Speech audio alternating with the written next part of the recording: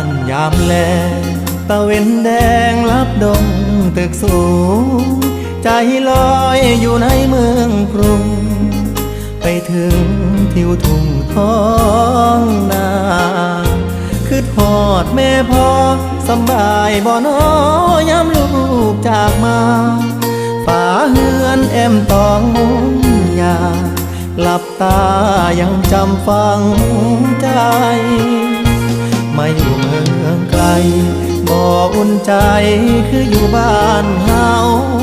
หาปลาหน้าหวานเกี่ยวข้าวของขึ้นเหล่าลาบคงต้มไก่